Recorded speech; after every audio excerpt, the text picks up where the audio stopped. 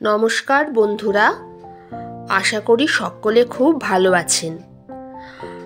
আজকে একটা নতুন ভিডিওতে আপনাদের সকলকে স্বাগত। আজকে বড়দিন মানে ক্রিসমাস, আর এখন বাজে বিকেল 4টে। আমি আর মা প্ল্যান করলাম যে আজকে ছুটির দিনে একটা মন্দিরে যাব, তো সেজন্যে বেরিয়ে পড়লাম। এই বাড়ি থেকে বেরিয়ে আমাদের সরু গলির রাস্তাটা দেখে বুঝতেই পারছেন, এখান দিয়ে বাইক আর সাইকেল ছাড়া কিছুই যায় না। এখান থেকে 2 মিনিট হেঁটে তবে মেন রাস্তায় যেতে হয়।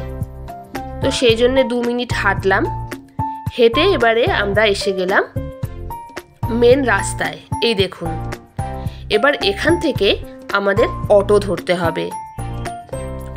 অটোতে ওই মন্দির পর্যন্ত যেতে ওই মোটামুটি 5-6 মিনিট লাগে। অটোতে উঠে পড়লাম। হেঁটেও যাওয়া যায়, হেঁটে গেলে ওই 15 মিনিটের মতন লাগে। যেহেতু সাথে মা আছে তাই অটোটাই প্রেফার করলাম। মা অনেক দিন ধরেই বলছিল যে একটু মন্দিরে যাব, কিন্তু সারা সপ্তাহ অফিস করে এত কাজের প্রেশার, ছুটি পাওয়াটাই খুব মুশকিল হয়ে যায়।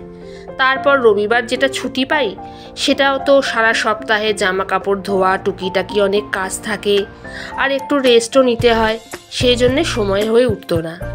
আজকে যখন বড়দিনের ছুটিটা পেলাম, তখন এই ছুটিটাকেই কাজে লাগালাম যে মাকে নিয়ে একটু মন্দিরে যেয়ে আসি, তাই বেরিয়ে পড়লাম। এই দেখুন, গল্প করতে করতে চলে এলাম আদি কালী মায়ের মন্দির, মা করুণাময়ীর মন্দির। এই হচ্ছে মেন গেট।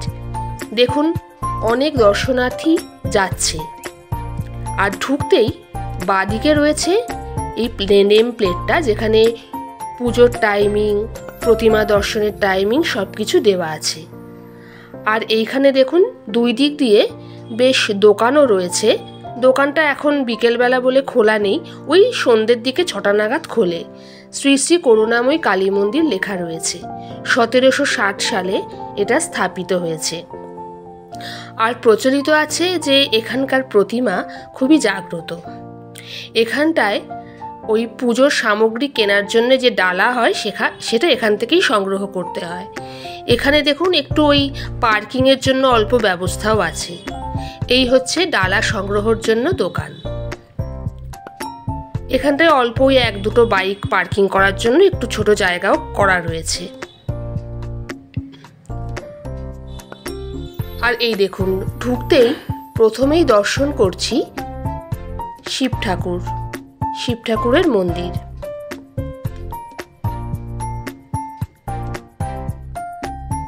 দেখুন কত সুন্দর গাঁদা ফুলের গাছ দিয়ে সাজানো রয়েছে,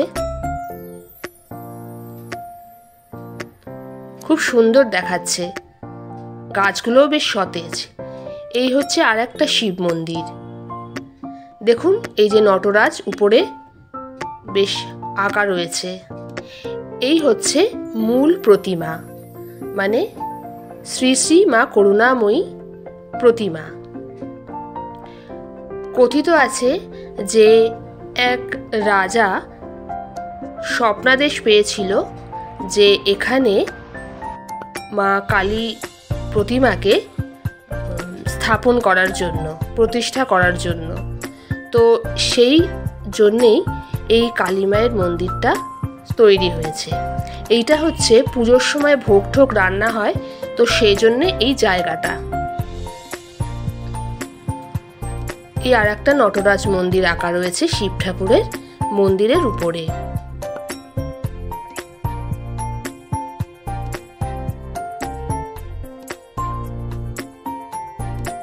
এই দেখুন, কত সুন্দর ফুলের গাছ দিয়ে সাজানো রয়েছে মন্দিরে ঢোকার গেটটার দুপাশ দিয়ে। দেখুন কত সুন্দর দেখাচ্ছে, ফুলগুলো কি সুন্দর সতেজ রয়েছে। এই দেখুন, মন্দিরে ওঠার দুপাশ দিয়ে কি সুন্দর সাজানো, খুব সুন্দর লাগছে কিন্তু দেখতে। দেখুন,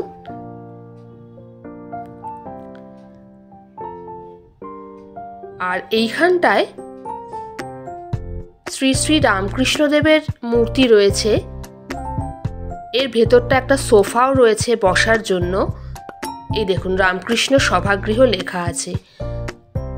আপনাদেরকে ভেতর থেকে আমি দেখাতে পারছি না, কারণ ভেতর থেকে ফটো তোলা একদম স্ট্রিক্টলি নিষেধ।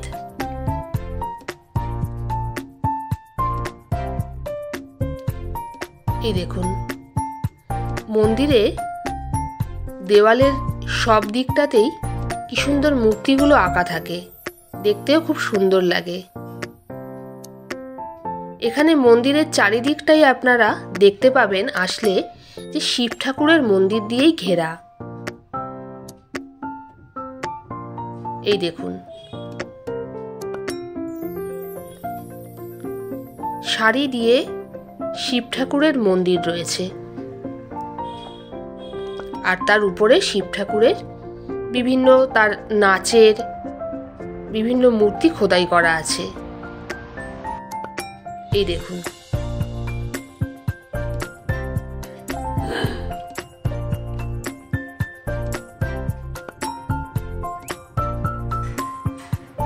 পুরো শাড়ি দিয়ে শিব ঠাকুরেরই মন্দির। এখানে প্রণামীর জন্য বোর্ডও টানানো আছে। আর এই একটা গাছ, বেশ বিশাল আকারের গাছ দেখুন, এই গাছটাকে ওনারা পুজো করে। এই যেটা আপনাদের বলছিলাম সভাগৃহ রামকৃষ্ণদেবের, এই ভিতরটা এইরকম, কিন্তু যেহেতু ফোন নিয়ে তো ঢুকতে দেবে না, তাই আপনাদের ভেতরটা আমি দেখাতেই পারছি না। এই দেখুন মন্দিরের এই যে ভেতরটা না, এতটা বড় জায়গা। এই দেখুন কত সুন্দর বেশ গাছ গাছালি দিয়ে ঘেরা। আর এই জায়গাটাই দেখুন ওই মোমবাতি বা ধূপকাঠি ধরানোর জন্যে একটা আলাদা জায়গা করে দিয়েছে। এইখানটায় লোকে মোমবাতি আর ধূপকাঠি ধরায়।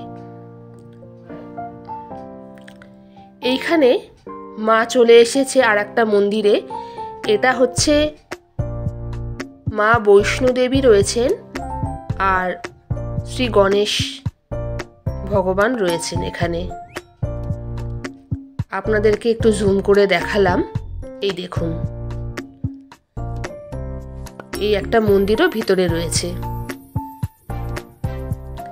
এই দেখুন আপনাদের বলছিলাম এখানে চারিদিকটা বেশ শিব ঠাকুরের মন্দির দিয়ে ঘেরা। এই হলো দেখুন বিশাল করে বেশ চাতালটা, এই হচ্ছে মূল মন্দির। মন্দিরটা বাইরে থেকে এই যে এইরকম, কিন্তু ভিতরে একদমই ফোন নিয়ে ঢুকতে দিচ্ছে না।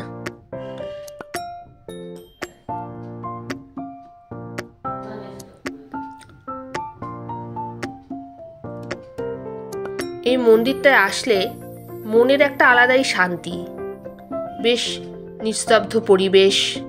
মন্দিরের চারিদিকটায় দেখুন বেশ বড় বড় অ্যাপার্টমেন্ট রয়েছে পিছন দিকটায়। এই দেখুন মন্দিরগুলো কি সুন্দর গাছগাছালি দিয়ে ঘেরা।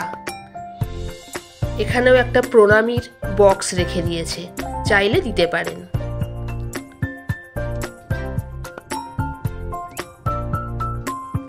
আর এই দেখুন বাদিকে একটু গাড়ি পার্কিং এরও ব্যবস্থা আছে, যদি কেউ গাড়ি নিয়ে আসে সেই জন্য। ডান দিকে একটু বাইক রাখার পার্কিং আর বাদিকে একটু গাড়ি রাখার পার্কিং।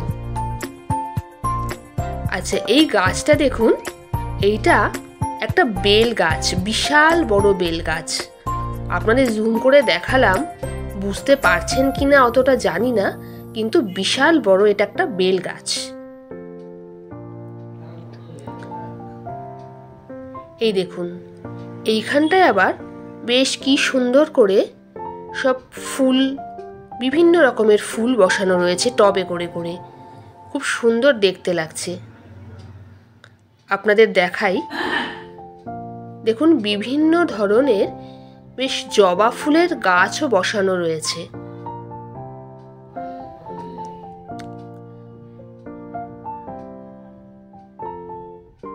এই দেখুন কি সুন্দর লাল জবা ফুটে রয়েছে, সব টবে টবে বসানো রয়েছে, কত সুন্দরভাবে সতেজ হয়ে ফুটে আছে।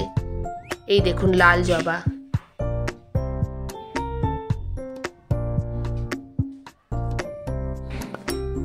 আবার এই দিকে দেখুন একটা অরেঞ্জ কালারের জবা ফুল দেখাচ্ছি। এই দেখুন কমলা রঙের জবা ফুল, কি সুন্দর দেখতে লাগছে তাই না?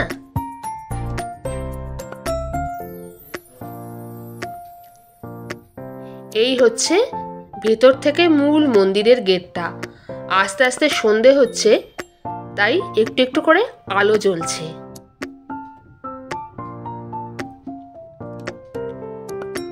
খুব সুন্দর পরিবেশ, আসলে মনটা খুব ভালো লাগে। দেখুন চারিদিকটা, এই দেখুন সন্ধেতে মায়ের মন্দিরটা কত সুন্দর আলোকিত হয়েছে, কত রকমের আলো জ্বলছে, কি সুন্দর দেখাচ্ছে।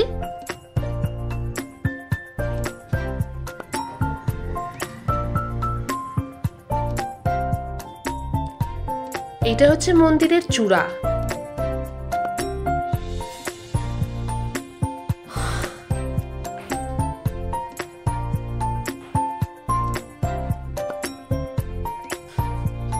সবাই বলে যে এই মন্দিরের প্রতিমা খুব জাগ্রত, সেজন্য সবাই এই মন্দিরে আসে।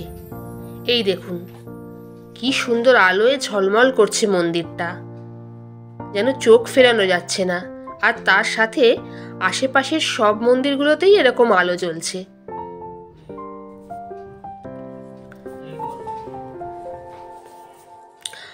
এবারে আপনাদের আরেকটু বড় করে জুম করে দেখাচ্ছি যে দেখুন মায়ের প্রতিমাটা।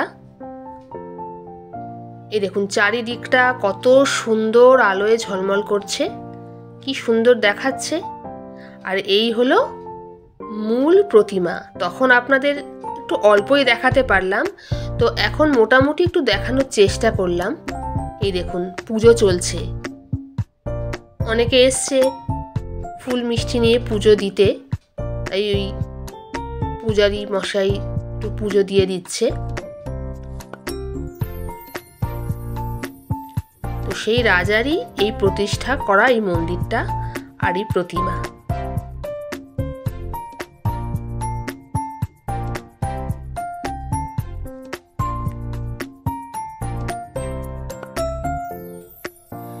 এই দেখুন কত সুন্দর দেখাচ্ছে চারিদিকটা। তো সন্ধে হয়ে গেছে, এবার আমাদেরও ফিরতে হবে, কারণ সন্ধ্যা আরতির তার টাইম হচ্ছে 8টার সময়। অতক্ষণ তো থাকা খুব মুশকিল।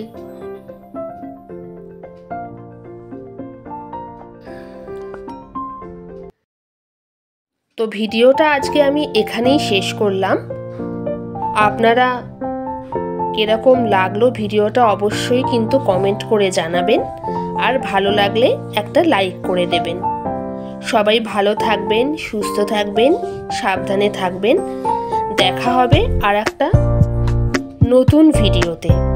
আর এই মন্দিরে কিভাবে আপনারা আসবেন সেটা আমি ডেসক্রিপশন বক্সে দিয়ে দেব।